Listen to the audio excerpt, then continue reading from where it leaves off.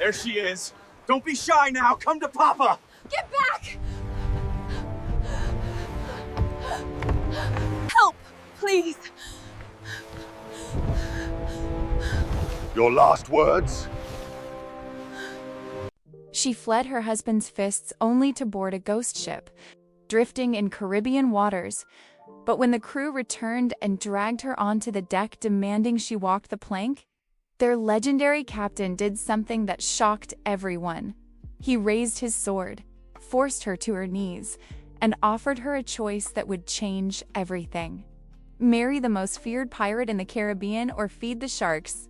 But as she knelt before him, trying to choose between two kinds of death, the Royal Navy's cannons shattered the sunset, and suddenly, her impossible decision became the least dangerous thing about her new life. The fishing canoe rocked violently as Elena's hands bled from the nets, salt water stinging the fresh wounds her husband's belt had left across her back that morning. 3 years of marriage had taught her that Diego's love came with fists, and his promises tasted like lies mixed with cheap rum. The Caribbean sun beat down mercilessly as she hauled in the day's meager catch, her body screaming for rest that would never come. "Worthless woman," Diego had snarled before shoving her toward the canoe at dawn. "Don't come back without a full catch, or you'll learn what real pain feels like." She knew what real pain felt like. It looked like her reflection in the water, hollow-eyed. 24 years old but aged beyond recognition, trapped in a hell disguised as matrimony. That's when she saw it. A merchant vessel drifting perhaps 200 yards away, sails torn, listing slightly to starboard. Abandoned by the looks of it. Her heart hammered against her ribs as a desperate plan formed. Diego would be drinking at the tavern for hours. If she could reach that ship, hide in its cargo hold, maybe it would drift to another port. Anywhere was better than the prison of her marriage. Elena's trembling hands guided the canoe through the gentle swells. The closer she got, the more details emerged. Scorched wood along the railings, holes that looked suspiciously like cannon damage, and an eerie silence that made her skin crawl. But desperation was a stronger current than fear. She tied off the canoe and climbed the rope ladder, her muscles protesting every movement. The deck was deserted, but not empty. Signs of recent occupation littered the weathered planks' rum bottles, playing cards scattered by the wind, a few coins gleaming in the tropical sun. Her breath caught. Pirates. This was a pirate vessel. The realization should have sent her scrambling back to the canoe, but the sound of Diego's voice in her memory pushed her forward instead. She found the cargo hold and descended into darkness, curling herself behind barrels that smelled of gunpowder and spices. Her body finally surrendered to exhaustion, and she drifted into the first peaceful sleep she'd had in months. Elena woke to voices. Male voices. Many of them. "Captain's back from Nassau, boys!" Her blood turned to ice. The ship wasn't abandoned. The crew had simply been ashore. Heavy footsteps thundered above deck, accompanied by raucous laughter and the unmistakable sound of weapons being stored. "Quartermaster, get the men in formation," a voice commanded from above. It was different from the others, deeper, carrying an authority that needed no volume to enforce itself. "I, Captain Blackwood. Captain Blackwood. The scourge of the Caribbean. The man whose black-sailed ship had sent 30 merchant vessels to the ocean floor. The pirate whose reputation was built on a simple principle. Cross him once, and the sea would be your grave." Footsteps descended to the cargo hold. Lantern light flooded the space as 3 men entered, rough-looking sailors with weapons at their belts and cruel smiles. "Looks like we've got ourselves a stowaway, boys." They dragged her onto the deck. 40 men watched with varying degrees of amusement and menace. The setting sun painted the sky blood red. "Stowaway, Captain," the sailor announced, shoving her forward. She stumbled, falling to her knees, found her hiding in the cargo hold. She walks the plank. Cheers erupted from the assembled pirates. Elena's vision swam, her breath coming in shallow gasps. "Wait, that voice again!" The crowd parted as Captain Blackwood emerged from his quarters. He was tall with dark hair falling past his shoulders. A thick beard framed a granite face, sharp jaw, prominent cheekbones, and eyes so dark they appeared black. A burgundy coat hung open over a white shirt, revealing sun-bronzed skin and scars. Gold chains glinted at his neck, and weapons hung from his belt. But it was his presence that terrified her. He moved with predator grace, each step deliberate, commanding absolute attention. The crew fell silent as he approached. He stopped 3 feet from where she knelt, studying her with intensity that made her feel stripped bare. His gaze traveled from her tangled blonde hair to her threadbare dress to the bruises on her arms. Something flickered in those obsidian eyes. "Stand up," he commanded. Elena's legs shook as she obeyed. She wouldn't die cowering. Captain Blackwood circled her slowly. When he stopped in front of her, she could smell salt water, leather, and gunpowder. "What's your name?" "Elena Santos." "And what were you running from, Elena Santos, that made a pirate ship seem like sanctuary?" "My husband," she whispered. I just needed to escape." Something in his expression hardened. His eyes dropped to her bruised arms, then back to her face with newfound understanding. Instead of ordering her execution, Captain Blackwood drew his cutlass in one fluid motion. The blade sang as it cleared the scabbard. Elena's breath stopped. She closed her eyes, waiting for the strike. "Kneel," he commanded. Her knees hit the deck again. The sword's tip touched the deck beside her with a soft metallic ring. "Look at me." She forced her eyes open, meeting that dark gaze. He towered above her, sword in hand, backlit by the crimson sky. "The pirate code states that stowaways face one punishment," he said, his voice carrying across the silent deck. "But the code also grants me the authority to offer an alternative sentence." Hope flickered in her chest. "I could use a wife." The crew erupted in shocked exclamations. Elena's mind reeled. "Captain, you can't be serious." Blackwood's hand rose, and the protests died. His eyes never left Elena's face. "You have golden hair and eyes like the Caribbean shallows. You're beautiful, resilient, and clearly brave enough to board a pirate ship alone. Those are qualities I value." He crouched down to her eye level. "Here are your choices, Elena Santos. Walk the plank right now and let the sharks have their evening meal. Or marry me tonight, become the wife of the most feared pirate in these waters, and sail under my protection. The decision is yours, but I'll need an answer before the sun finishes setting." She stared at him, searching his face for mockery or cruelty, but his expression remained serious. Behind him, the sun dipped lower. Marriage to a pirate captain, a monster by all accounts. Yet when she looked into his eyes, she saw something that looked like understanding. He knew what it meant to be trapped. And he was offering her a choice, something Diego had never done. "I accept." The ghost of a smile touched his lips. "Then welcome aboard the Devil's Revenge, Mrs. Blackwood." He extended his hand to help her up. As her fingers touched his calloused palm, a shout rang out from the crow's nest. "Sails on the horizon! 3 ships! Bearing the king's colors! The Royal Navy!" Captain Blackwood's expression transformed instantly to absolutely lethal.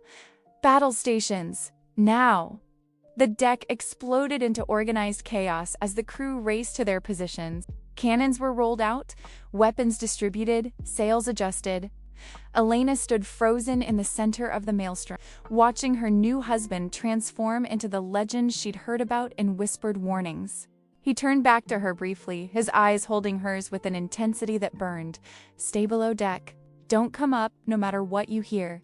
If we survive this, we'll finish what we started." He started to turn away, then paused. "And Elena? Welcome to your new life.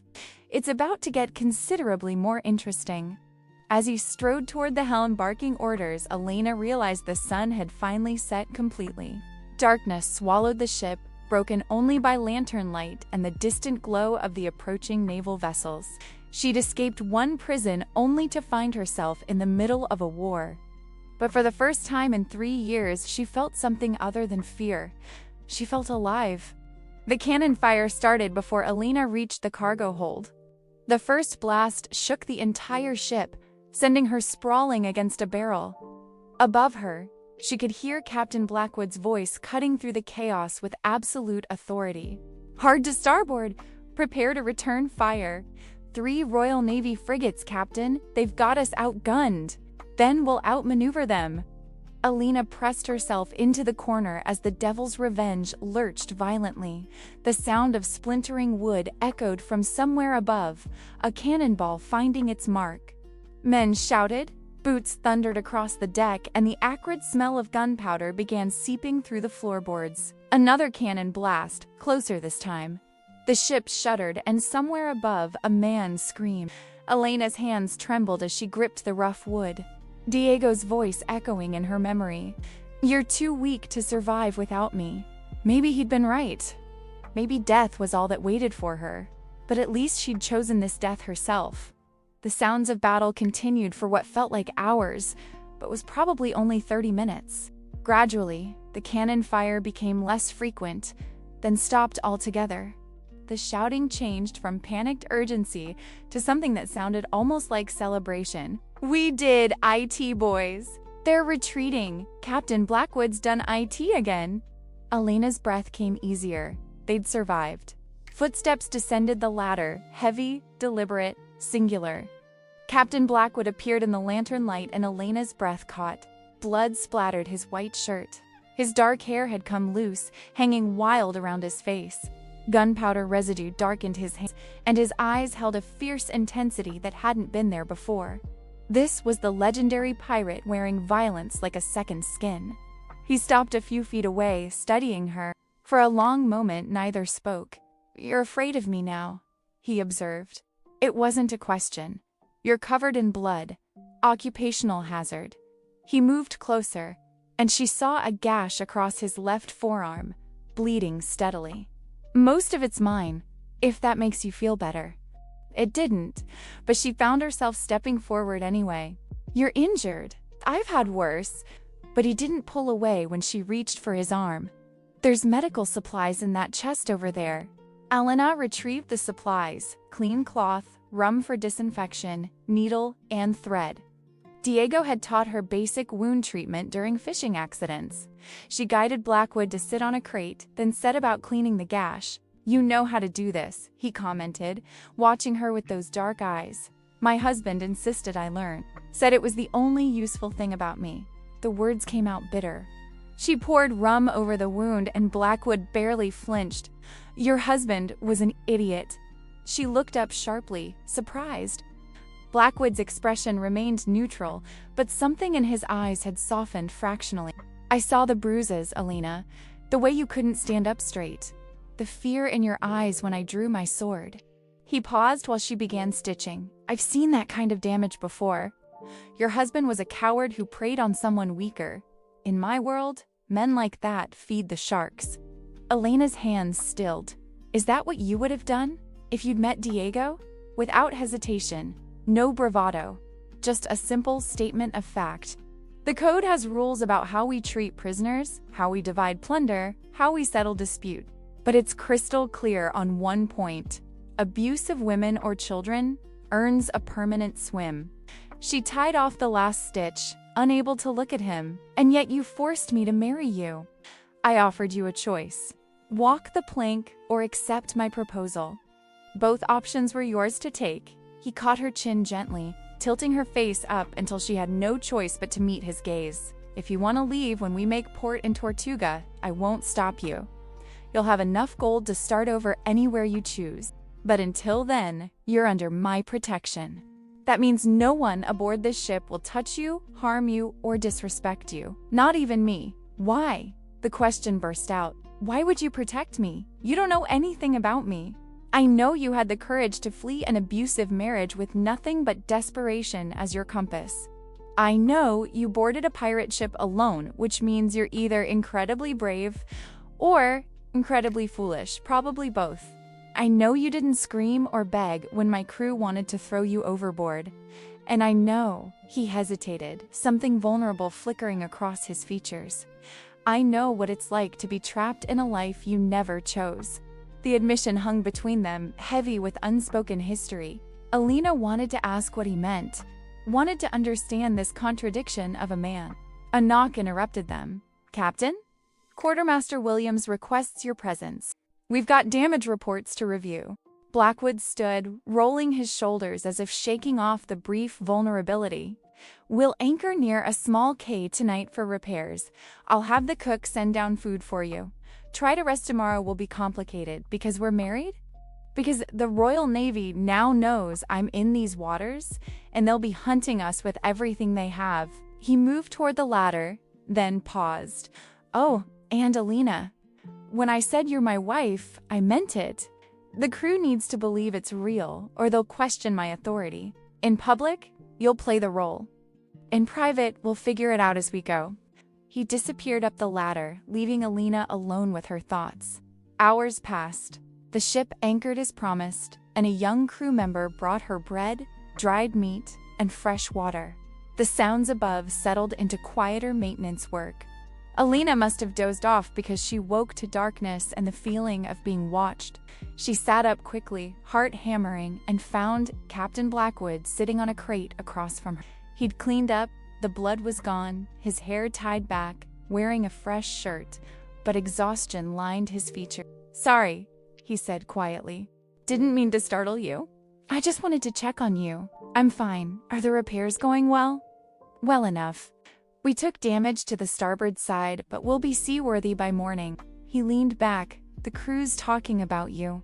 They think I've lost my mind. Married a stowaway instead of making an example of her. Why did you really do it? She asked. Please don't tell me it's because I'm beautiful. You are beautiful. But that's not why. He was quiet for a moment. My father sold me to a naval captain when I was 12. Said I was too much trouble to feed.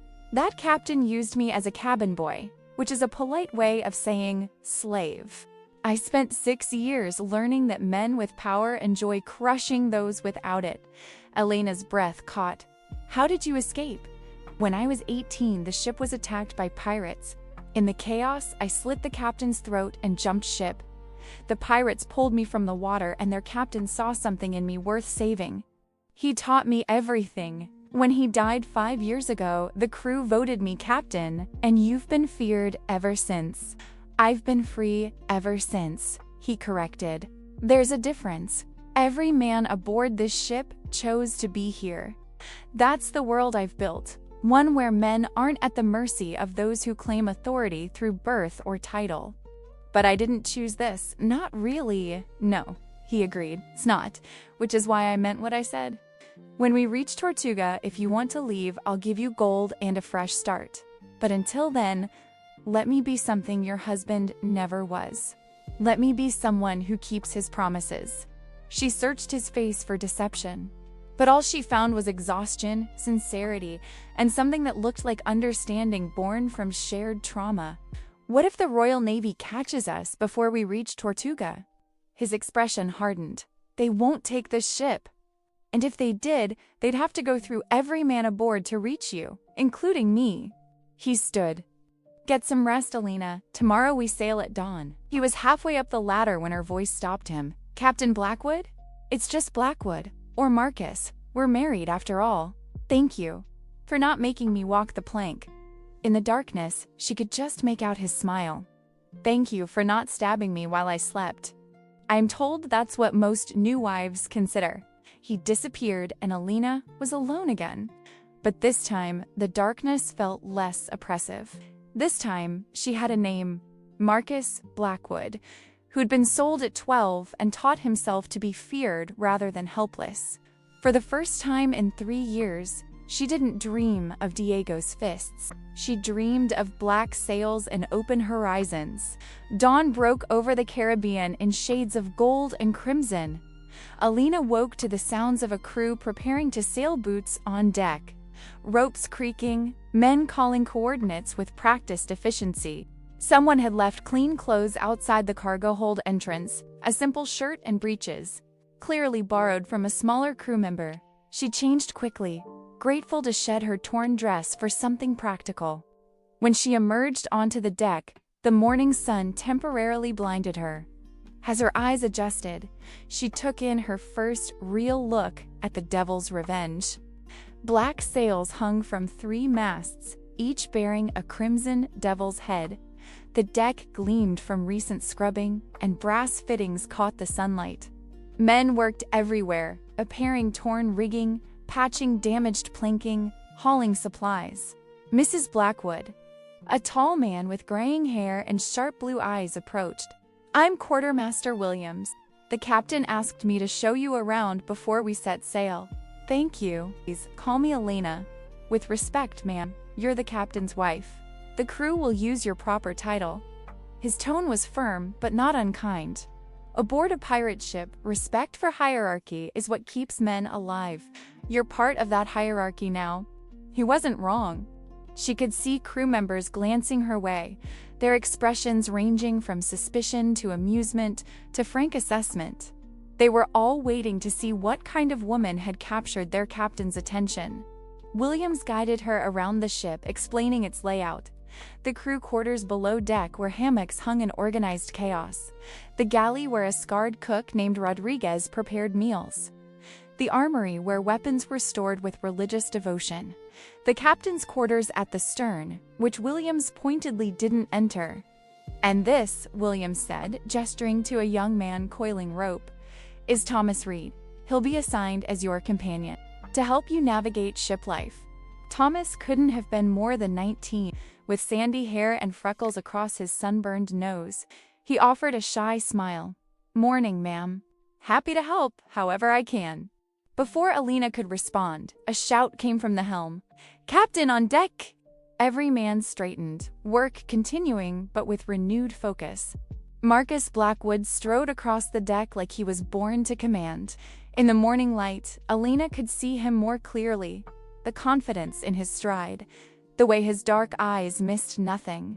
He wore black today black breeches, black boots, black coat over a white shirt open at the throat.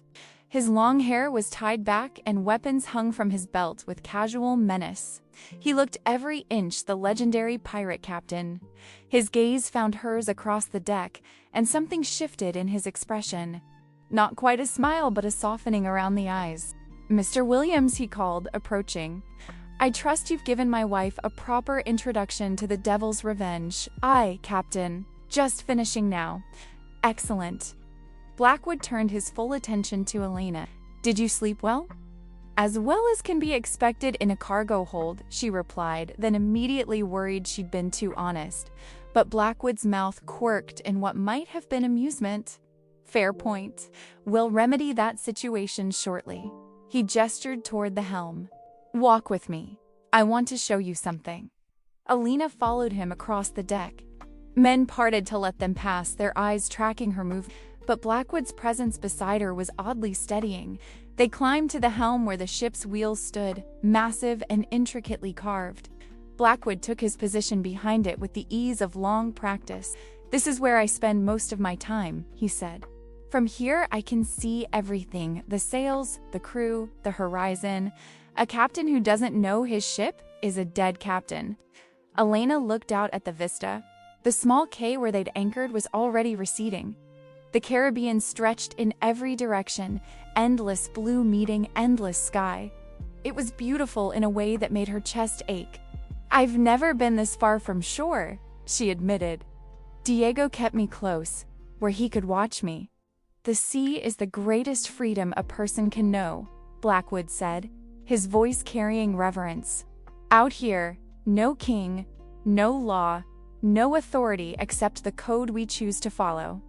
Every man aboard this ship could leave at the next port. But they stay because the sea offers something civilization never could, the chance to be truly free. And women?" Elena asked. "Are we allowed that same freedom?" He looked at her then, really looked, his dark eyes searching hers. "You tell me. When we reach Tortuga, will you choose to stay or go?" The question hung between them, heavy with implications. Before Elena could respond, the lookout's voice rang out. "Sail ho! 2 points off the port bow." Blackwood's demeanor changed instantly. He pulled a spyglass from his coat and trained it on the horizon. "Colors!" he shouted up. "No flag showing, Captain." "But she's moving fast and heading straight for us." Williams appeared at the helm, his expression grim. Could be merchants, could be navy, could be another pirate. Or it could be Captain Vane, Blackwood said quietly, his jaw tightening. I received word in Nassau that he's been hunting me. Claims I stole a prize that was rightfully his. Did you? Alina asked before she could stop herself. Blackwood's smile was all teeth and no warmth. Absolutely. But the merchant ship we took was flying French colors in British waters, which makes it fair game. Vane's just bitter that I got there first. Captain Vane's reputation rivals yours, Williams said. If he's hunting us with intent, this won't be simple. Then we'll have to be twice as clever. Blackwood spun the wheel, adjusting their heading. Prepare for potential engagement. Every man at his station, but no weapons visible until we know what we're dealing with. Alina, I should go below deck, she finished. But his hand caught her wrist, stopping her. The touch sent electricity up her arm. Actually, no, stay here. If that's Vane, he'll have heard I've married. Seeing you beside me might complicate his strategy. You want to use me as a distraction. I want him to know that I have something worth protecting. Pirates understand that. He released her wrist but held her gaze. But I won't force you. If you'd rather go below, I'll stay. The decision surprised her, but she meant it. If I'm going to be part of this world, I might as well understand how it works. Something like approval flickered across Blackwood's features. Stay close to me, and if I tell you to move, you move. Understood? Alina nodded, positioning herself beside him. The approaching ship grew larger with alarming speed. Through Blackwood's spyglass, she could make out details. Now a vessel similar in size to the Devil's Revenge. Flying black sails, deck crowded with men. That's the Seawolf, Williams confirmed. Definitely Vane. Then let's give him a proper welcome.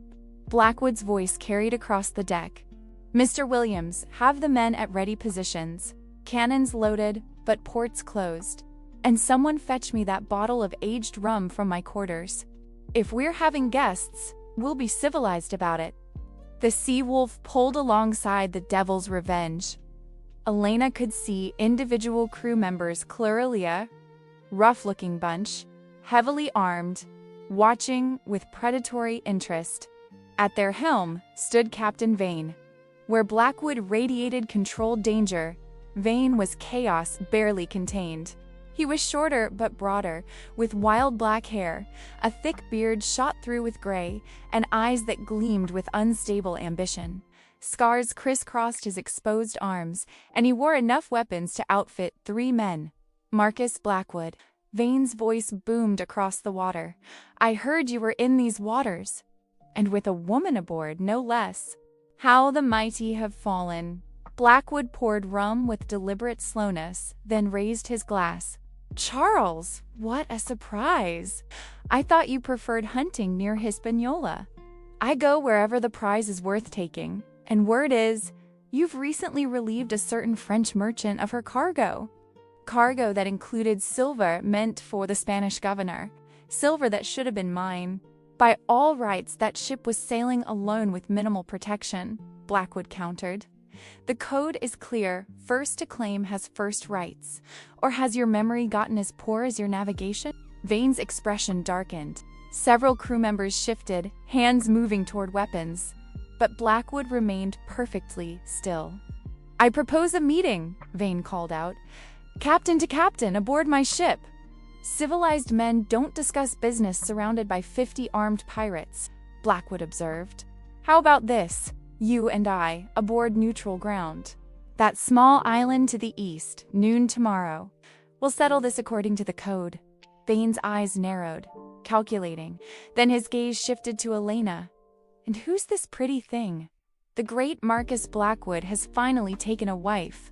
This is Elena, Blackwood said, his tone carrying warning. My wife.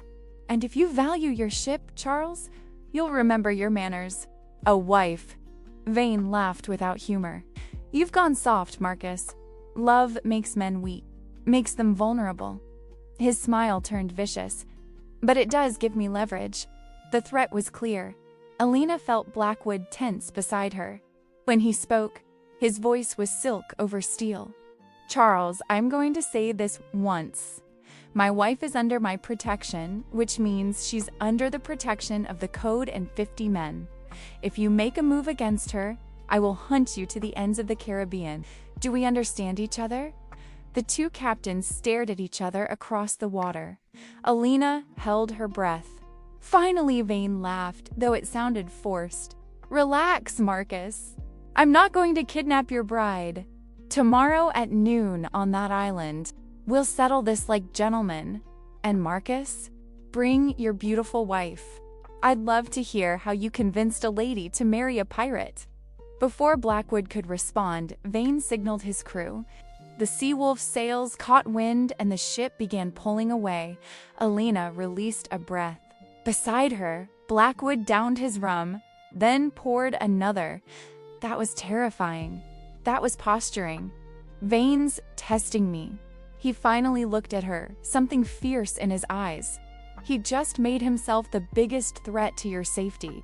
What happens tomorrow? One of three things.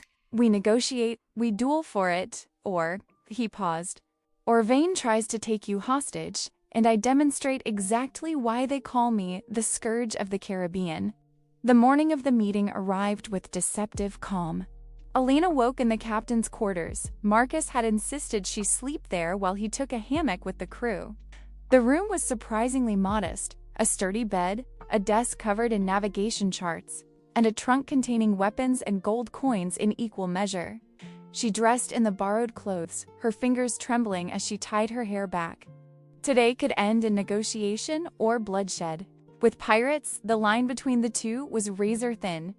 Marcus was already on deck, conferring with Williams. When he saw her, something softened in his expression. Ready? As ready as I can be to watch two pirate captains argue over stolen silver. His mouth quirked. That's the spirit. He checked his weapons, cutlass, 2 pistols, and a dagger tucked in his boot. Stay close to me on that island. If anything goes wrong, you run for the boat. Don't look back. They took a longboat to the small island, accompanied by Williams and 4 armed crew members. Seawolf's boat was already beached, Vane standing with 6 of his men. The disparity in numbers was intentional, a show of force. Marcus! Vane called out, spreading his arms wide. And the lovely Mrs. Blackwood. Welcome. Marcus's hand found the small of Elena's back, a gesture that looked affectionate but was clearly protective. Let's keep this simple, Charles. The silver was fair game. You know it. I know it. What's your actual price for letting this go? My price? Vane's eyes gleamed. I want half the silver, and I want her. Elena's blood turned to ice. Marcus's entire body went rigid. Excuse me? His voice was dangerously quiet. Oh, relax. Not permanently. Vane's smile was predatory. Just for one night. Call it insurance. It's proof that you value our truce more than your pretty little wife. The crew members from both ships shifted nervously. Williams's hand went to his sword. This was the moment, the point where words became violence. Charles. Marcus's voice was silk over steel. I'm going to give you one chance to take that back. Or what? You'll fight me? I've got twice your numbers here. Numbers don't matter when you're the first one who doesn't wake up tomorrow. Marcus drew his cutlass in one fluid motion. The blade caught the sunlight. The code allows for duels to settle disputes. You and me, right now. Winner takes the silver and walks away. Vane's confidence flickered. He was broader, but Marcus was faster, and everyone on that beach knew it. You'd risk your life over a woman you've known for 3 days? I'd risk my life over a principle. The code protects women. You violated that. So, yes, Charles, I'll fight you. Unless you're afraid? The challenge hung in the air. Vane's crew watched their captain, waiting. If he'd back down now, his reputation would be shattered. Fine. Vane drew his own cutlass. To first blood. Winner claims the silver. Alina wanted to scream, to stop this. But Marcus's earlier words echoed in her mind. Pirates understand one thing above all else: reputation. This wasn't just about her. This was about the code, about maintaining order in a world without law. The two captains circled each other on the sand. Then, Vane lunged. The fight was brutal and fast. Blades clashed with metallic rings that echoed across the water. Vane fought with raw power, each strike meant to overwhelm. Marcus fought with precision, every movement calculated, defensive. Elena couldn't breathe, couldn't look away. Vane swung hard and Marcus ducked, the blade whistling over his head. In the same motion, Marcus's cutlass sliced across Vane's forearm. Blood bloomed on his shirt. "First blood," Marcus said, not even breathing hard. "The silver is mine.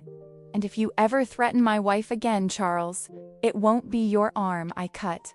Vane clutched his wounded arm, fury and humiliation warring on his face. But the code was clear. He'd lost. "This isn't over, Blackwood." "Yes, it is." Marcus sheathed his cutlass and turned to Elena, his eyes searching her face. "Are you hurt?" She shook her head, unable to speak. He'd just fought a duel for her, actually risked his life. As they rode back to the Devil's Revenge, Elena's mind spun. She'd spent 3 years with a man who hurt her. Now she was married to a man who'd nearly died protecting her. The difference was staggering. That night, as the ship sailed away from the island in Vane's retreating vessel, Marcus found her on deck. "Thank you," she said quietly, "for what you did today. I told you I'd protect you." He leaned against the railing beside her. "I keep my promises." "Why?" The question came out raw. "Why does it matter so much to you?" He was quiet for a long moment. "Because someone once protected me when they didn't have to. The pirate captain who pulled me from the water after I killed my captor, he could have let me drown. Instead, he gave me freedom, taught me the code, showed me that power doesn't have to mean cruelty." His dark eyes met hers. "You deserved that same chance." Elena's chest tightened. This dangerous, feared pirate captain was offering her something Diego never had, the freedom to choose her own path. "What happens now?" she asked. "We reach Tortuga in 2 days. You decide what happens next." But as she stood there beside him, watching stars reflect on black water, Elena realized something had shifted. She wasn't sure she wanted to leave anymore. The Devil's Revenge sailed into Tortuga Harbor at dawn. The infamous pirate haven sprawled before them, ramshackle buildings, crowded docks, and the unmistakable energy of lawlessness. This was freedom's dark mirror, where every vice flourished and no authority dared tread. Elena stood at the railing, Marcus beside her. The promise hung between them unspoken. Here, she could choose to leave with enough gold to start over anywhere in the Caribbean. "Second thoughts?" Marcus asked quietly. "Constantly." She looked at him. "But not about staying." His expression shifted surprise, then something that looked dangerously like hope. "Elena, Captain," Williams shouted from the helm. "We've got trouble. Royal Navy blockade forming at the harbor mouth." Marcus's demeanor changed instantly. He pulled his spyglass, training it on the horizon. Elena could see his jaw tighten. "Damn it! They must have followed us from the last encounter. 3 warships, Captain. They're positioning to trap us in the harbor." Elena's heart hammered. "Can we fight our way out?" "Not against 3 Navy vessels with harbor walls boxing us in." Marcus's mind was clearly racing through options. "They want me specifically. They've been hunting the Devil's Revenge for 2 years. What do we do?" He looked at her then, and she saw genuine fear, not for himself, but for her. "Williams, prepare the crew for emergency evacuation. If the Navy boards us, I want every man to scatter into Tortuga. Meet at the usual safe house." "Captain, you can't mean to surrender." "I'm not surrendering. I'm buying time." Marcus grabbed Elena's arm, his grip urgent. "Listen to me carefully. When this starts, you're going with Williams to the safe house. You'll be safe there. And you? I'll lead them away from the crew." "From you." "No." The word came out fierce. "I didn't choose to stay just to watch you sacrifice yourself. Elena, this isn't a negotiation. You're right, it's not." She met his gaze with steel she didn't know she possessed. You told me I could choose my own path. I choose this. I choose you. Whatever comes next, we face it together." Something in his expression cracked. For 3 days, he'd been the legendary pirate captain, controlled, dangerous, untouchable. But now she saw the man beneath, the one who'd been sold at 12 and fought for every scrap of freedom. "You're insane," he said, but there was something like awe in his voice. "I learned from the best." The Navy ships were closing in, their cannons run out. Marcus turned to Williams. "New plan. We're going to do something monumentally stupid." Williams groaned. "I hate when you say that. We're going to ram the center warship." The crew erupted in shocked protests. Elena's eyes widened. "That's suicide." "No, that's audacious." "They won't expect it." Our Marcus's grin was absolutely feral. "We hit them hard enough to disable their cannons, then we slip past while they're recovering. The Devil's Revenge is faster in open water, and if it doesn't work, then we go down fighting. But at least it'll be a hell of a story." Williams was already shouting orders. The crew moved with practiced precision, adjusting sails and preparing for impact. Elena found herself gripping the rail, watching as the Devil's Revenge picked up speed, heading straight for the center Navy warship. "You might want to hold on to something," Marcus said, one hand on the wheel, the other reaching for hers. "This is going to hurt." The distance closed. She could see Navy sailors scrambling, hear their officers shouting confused orders. They hadn't expected this move. Pirates usually ran from Navy ships, not toward them. "Brace for impact," Marcus roared. The Devil's Revenge struck the Navy warship's side with a thunderous crack. Wood splintered. Men shouted. Elena was thrown against the railing, Marcus's arm wrapping around her waist to keep her from going overboard. Now, Marcus spun the wheel hard. The Devil's Revenge's sails caught wind, and the ship lurched forward, scraping past the damaged warship.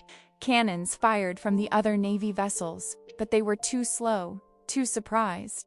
The Devil's Revenge was already slipping through the gap, heading for open water. "We're clear!" Williams shouted, disbelief and triumph mixing in his voice.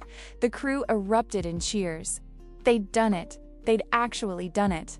Marcus was laughing, a genuine, unrestrained sound Elena had never heard from him. "Did you see their faces?" They couldn't believe it. "You're absolutely mad," Elena said. But she was laughing too, adrenaline and relief making her giddy. "Mad? Maybe. But we're alive and free." He pulled her close, his forehead touching hers. "And you chose to stay. Even knowing what this life means, I chose you," she corrected. "There's a difference." His kiss was fierce, desperate, full of everything they hadn't said. When they broke apart, both breathing hard, his dark eyes held hers with an intensity that burned. "I love you," he said. Simple, direct, true. Elena's breath caught. 3 days ago, she'd been Diego's prisoner. Now she was kissing a pirate captain who'd just rammed a Navy warship to escape. And her heart was screaming that this was exactly where she belonged. "I love you too," she whispered. "You absolutely insane, reckless, impossible man." His grin was blinding. "Welcome to your new life, Mrs. Blackwood." Behind them, Tortuga receded. Ahead, the Caribbean stretched endless and blue. And for the first time in Elena's life, the horizon looked like promise instead of prison. 3 months later, the Devil's Revenge sailed under clear Caribbean skies.